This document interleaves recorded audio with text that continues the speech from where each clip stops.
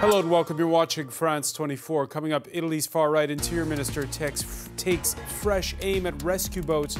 Matteo Salvini calls on Malta to take in our Dutch-registered German NGO boat. Protests planned across Spain after a court okays the release on bail of 5 men sentenced to 9 years behind bars for sexually abusing a young woman at Pamplona's Running of the Bulls. As Turkey gets set for its first presidential and legislative polls since the failed coup of 2 years ago, France 24 sits down with some of those forced to flee to Germany in ensuing crackdown. Coming up in the next hour will be The World This Week. Do security fears trump compassion? The U.S. president seems to have invited the outrage over kids kept in cages. We're going to be asking about Donald Trump's border policy, the First Lady's unusual style choices on her visit to a detention center. Also, we ask our Friday panel journalists why smaller nations are shining at the World Cup. Case in point, earlier it took injury time for Brazil to get the better of Costa Rica. Your reactions, Facebook and Twitter, the hashtag World This Week.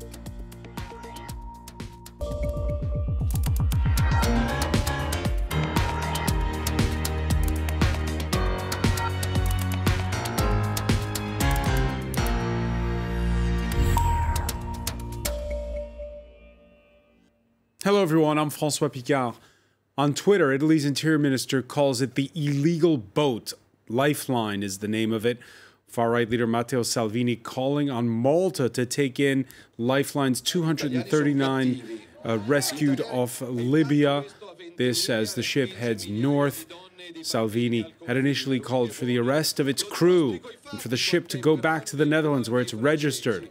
This as Italy's government takes offense to France's President Emmanuel Macron likening rising nationalism and anti-migrant sentiment in Europe to leprosy. Ellen Gainsford has more. These images show Mission Lifeline helping a mother and child to safety. The German NGO operates rescue boats in the Mediterranean, saving the lives of migrants attempting to reach Europe. Now they're the latest target of Italy's new far-right interior minister. Matteo Salvini has accused the charity of working in league with people smugglers and is refusing to allow a ship with 239 migrants aboard dock in Italy. My task is to defend the borders of this wonderful country. We cannot become a refugee camp. So, only those who have the right to enter Italy will enter Italy. There are Spanish harbours, French harbours, Maltese harbours, Dutch harbours. After just 3 weeks in power, Salvini is doubling down on his anti-migrant rhetoric, threatening to seize rescue vessels or barring them from Italy's ports. His hardline stance has angered many of his European neighbours, who he'd already clashed with over the Aquarius rescue ship, which was forced to travel to Spain after Italy and Malta turned it away. This Thursday, Emmanuel Macron didn't mince his words, warning against the rise in anti-migrant sentiment across the bloc. Many hate Europe, but they have hated it for a long time. And now you see nationalists rise like leprosy all around Europe, in countries where we thought that they would never reappear. Hitting back, Salvini has accused the French president of hypocrisy, saying that until France accepts more migrants, he's not in a position to pass judgment. These simmering tensions will form the backdrop to Sunday's meeting in Brussels, when European leaders with very different agendas will attempt to solve the migrant crisis. For more, let's cross to Rome and correspondent Josephine McKenna. Josephine, what's the latest? Well, as you heard there, Interior Minister Matteo Salvini at first suggested that that vessel, the Lifeline vessel, should go to the Netherlands, and then woke up this morning and said it was up to Malta to open up its ports and accept the 230 migrants on board. So far, the Italian port authorities have made an official request, but so far there seems to be no response, no formal response from the Maltese government. I personally made some calls to the Maltese ambassador here in Rome today, but had no response. So it's still unclear what's going to be the fate of that vessel, but it's certainly very critical as we go into this summit on Sunday.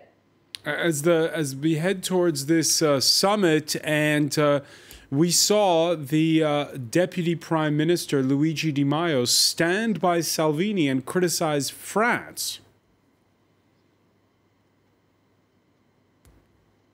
Well, yes, both Luigi Di Maio, the head of the Five Star Movement, and the Interior Minister Matteo Salvini have been attacking President Emmanuel Macron for his controversial statements about leprosy.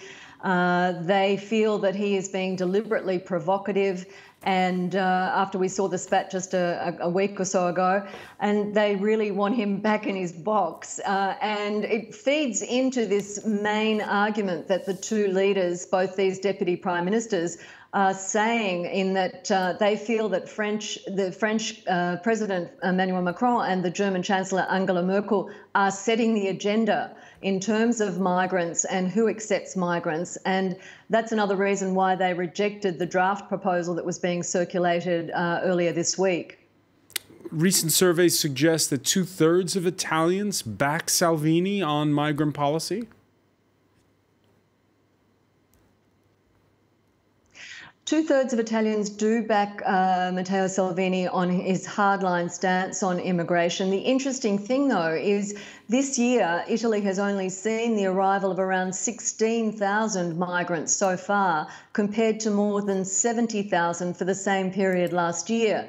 And it was really the previous government, the centre-left Democratic Party government, that pushed the boats back, that reinforced the patrols of the Libyan Coast Guard and reduce those numbers. But having said that, the Interior Minister is making plenty of political mileage out of this issue, and he and his party have overtaken the Five Star Movement as the most popular party in Italy, primarily because of his strong stance on immigration. Something we'll be talking about in the world this week. Many thanks, Josephine McKenna in Rome. Over in the United States, the Trump administration going back on its decision to separate migrant children from parents at the border, but nearly 48 hours later, confusion still reigns over the fate of those 2,300 kids, some of whom are being kept at the other end of the country. Aaron Agunke has more. Scenes of emotion as a Guatemalan mother is reunited with her 7-year-old child. Beata Mariana de Jesus sued in a federal court after the two were separated a month ago. The child was released from a shelter in Arizona on Thursday. I'm very happy to have been able to find my son. Very happy and thankful for God. Look at that little face of his. He's sad. But we're going to be together now. No one's going to separate us. De Jesus had crossed the border with her son and filed for political asylum in the United States after a long journey from Guatemala. The two will live in Texas pending her asylum claim. But the mother and her child are two of the lucky ones amid growing confusion following President Donald Trump's executive order ending family separations. According to a Trump administration official, only about 500 of the more than 2,300 children separated from their parents have been reunited since May. Making matters worse, Congress has been unable to approve measures aimed at reforming the zero-tolerance policy, leaving many families in limbo.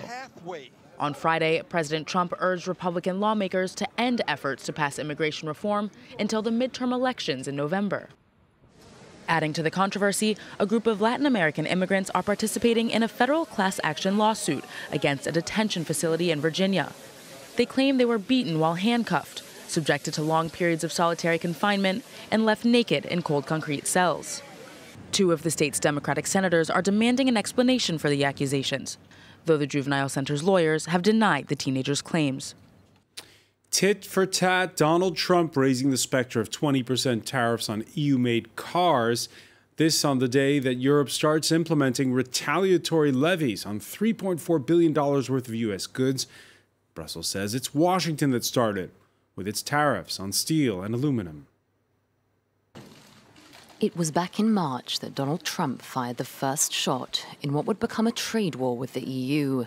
Today, I'm defending America's national security by placing tariffs on foreign imports of steel and aluminum. Flanked by American steelworkers, Trump announced a 25% tariff on imports of steel and a 10% tariff on aluminium for all US trading partners, arguing that the measures were needed for national security. Despite the EU being a long-term military ally, Trump suggested some countries could be let off the hook if they provided the US with more favorable trading terms. The EU immediately threatened to respond with tariffs of its own. But weeks of lobbying, including visits from both Emmanuel Macron and Angela Merkel to Washington, failed to secure a permanent pass. While the exemption period was extended, the US decided to officially introduce tariffs on the 1st of June. This is a bad day for the world trade. It's totally unacceptable that a country is imposing unilateral measures when it comes to world trade. It led to a tense G7 summit the following week, with the allies at loggerheads. In an unusual rebuke of a member state, finance ministers released a joint statement calling for retaliation against the US. For the EU, these countermeasures entail tariffs on $3.2 billion worth of US goods coming into the bloc, including bourbon, orange juice, and jeans. A symbolic measure that hits around 10% of US exports to Europe, but highlights the growing rift between the allies. For more, let's go to Washington. Mary Kasparek of the Atlantic Council think tank joins us. Thank you for speaking with us on France 24. Thanks for having me. Donald Trump says trade wars are easy to win. Are they easier to win with the Europeans or with the Chinese? Trade wars are not easy to win. Actually, no one wins in a trade war. If you think about the global implications, the EU, the US, and China roughly together have 60% of global GDP. If 60% of the global GDP is engaged in a trade dispute or in a trade war, you can imagine that that will definitely have implications for the whole of the global economy. So the short answer is no one wins from this trade war. So what's going on? What's the logic in Washington? The logic in Washington is different. The actions are different from the words. President Trump tweeted this morning that he's thinking about imposing an additional tariff on cars, European cars, if the EU doesn't take back its rebalancing measures, which are very much unexpected. They're very much expected, very much in line with the WTO, and they've been a long time coming. So that's not a surprise. But yeah, I think the logic in Washington, what President Trump and also Secretary Ross have said in the past few days, they do not want to be in a trade war, neither do they want to engage in a tariff dispute. They actually, according to them, and that has also been floated at the G7, they actually want to eliminate tariffs, eliminate trade barriers. So according to Trump and President Trump and his administration, that is actually their ultimate goal. How that really how that is responding to, or how that responds to the current tariffs is hard to imagine and hard to understand. What I think he's trying to use this as leverage. President Trump is using the tariffs as leverage for example, NAFTA, for a possible bilateral trade deal with Japan, or even in a trade deal in the future with the European Union. What is misguided, because in the end what we've seen by the escalating tit-for-tat trade war is that neither the European Union nor Canada, Mexico, Japan, or many other countries are actually wanting to negotiate for something more long-term with a gun held to their head. So right now, the markets seem to be shrugging it off a little bit. They go down, and then afterwards they go back up again. Should we be worried? I think in the immediate term, no. In the medium to long term, yes.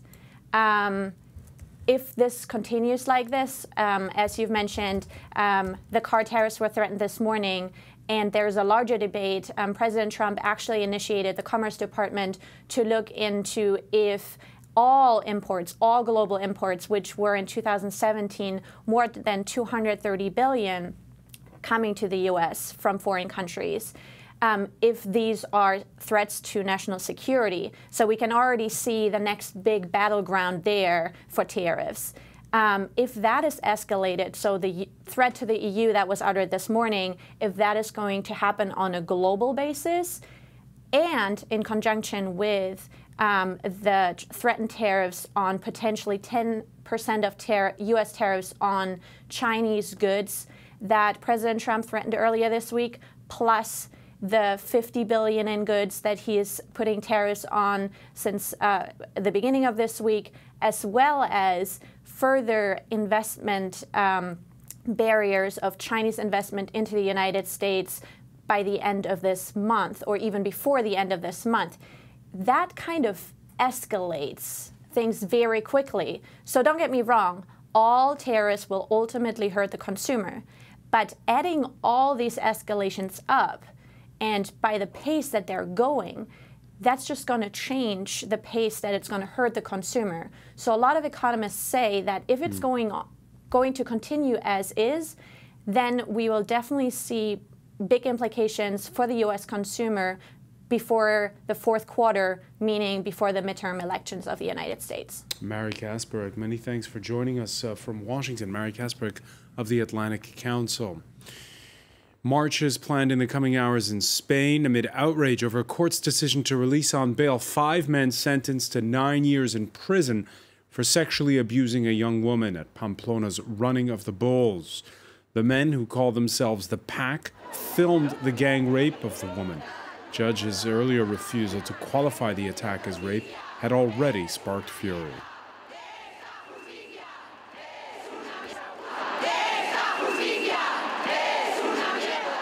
For these protesters, it's yet another judicial scandal. I'm furious. I'm so angry. I feel sick. There's no justice. Judges have ordered the release of 5 men on a €6,000 bail each, this pending appeal. The men, who called themselves the Wolf Pack, were accused of raping a woman at Pamplona's bull running festival in 2016. But they were convicted of the lesser crime of sexual abuse and sentenced to 9 years in prison. According to Spanish law, intimidation or violence has to be proven in court to requalify abuse into sexual assault.